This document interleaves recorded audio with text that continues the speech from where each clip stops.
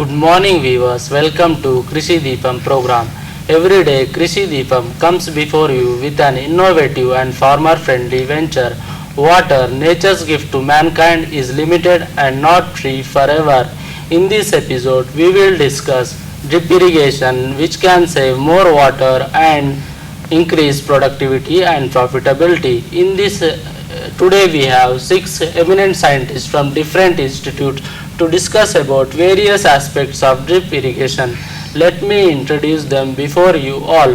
Dr. Prakash, Division of Agronomy, Principal Scientist, Indian Agriculture Research Institute, and he has got more than 10 years of experience in the field of drip irrigation in field crops.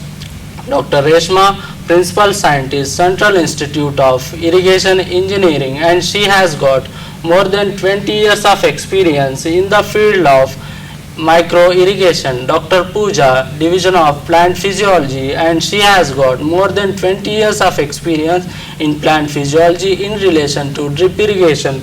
Dr. Prabhu, Director, Indian Institute of Horticulture Research, and he has got more than 20 years of experience in different field horticultural crops.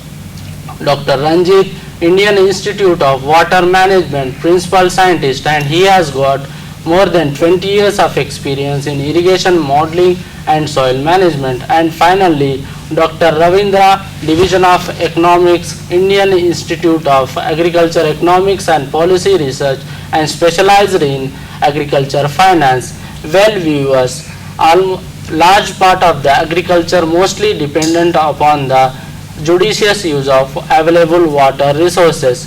So drip irrigation is one of the alternative for efficient use of surface as well as groundwater resources. Let us hear more about this topic from our experts. Dr. Prakash, will you please explain about the scope and importance of drip irrigation in Indian scenario? Of course, Dr. Ravi. Drip irrigation uses a network of plastic pipes to carry low flow of water under low pressure to plant root zone. It results in a very high water application efficiency of about 90 to 95% and helps to minimize nutrient losses from the farm. It also reduces weed growth, soil erosion, disease and pest problem, and involves less labor. Ministry of Agriculture, Government of India has estimated a total 27 million hectare area in the country that has potential of drip irrigation application. In spite of its huge potential, it is still in its infancy. Thank you, Dr. Prakash, for your valuable suggestion. Now, Dr. Prabhu, will you please explain about the suitability of different crops in drip irrigation system? Yes, definitely, Dr. Ravi. Drip irrigation is most suitable for row crops, trees, vine crops, where one or more emitters can be provided for each plant. It can be used for orchard crop like banana, grapes and papaya, and vegetable crops like tomato, chili and brinjal. It can be also used for cash crops like sugarcane, cotton, and flower crops like jasmine, rose and anthurium. And drip irrigation is also suitable for plantation crops like tea, coffee and coconut. The extent of saving of water and increase in yield vary from crop to crop, but in general drip irrigation results in 30 to 60% of saving of water and 40 to 75% increase in yield. Thank you, Dr. Prabhu, for your information. Now, Dr. Reshma, will you please explain about the different components and design model of drip irrigation system? Yes, Dr. Ravi. A typical drip irrigation system consists of the following components: a pump unit, controller head, sublines and main lines, laterals, drippers or emitters. The pump unit, which takes the water from the resources and provides the right pressure into the entire system.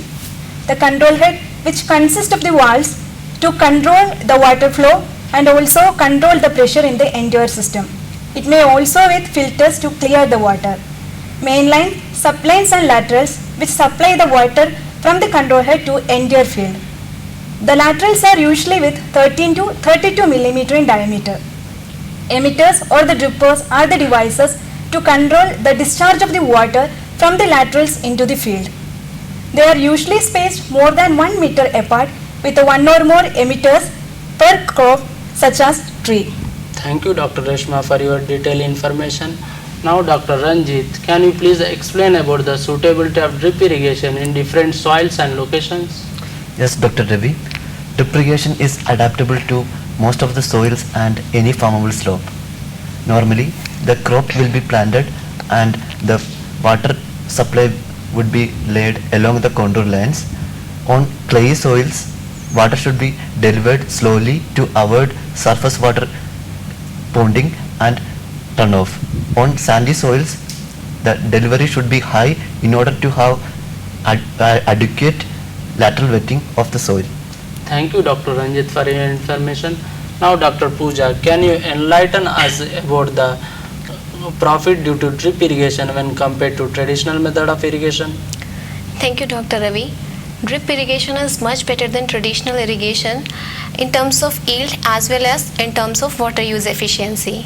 It allows water and nutrient to enter to the soil from the emitters directly to the active root zone, providing different benefits to the plants at different stages of growth and development, such as uniform germination, better plant growth, etc. It also reduces the evapotranspiration, delivering the cooling effect and thus reducing the fluctuation in soil temperature. In this way, plant withdrawal of nutrient and moisture can be replenished almost immediately, thus ensuring that the plant will never suffer from such a stress and thus enhancing the earlier root growth, better plant development to achieve optimum growth and high yield. Thank you, Dr. Pooja, for your information. Now, Dr. Ravindra, will you please explain about the different government schemes and financial support provided by the government for drip irrigation system? Yes, Dr. Ravi.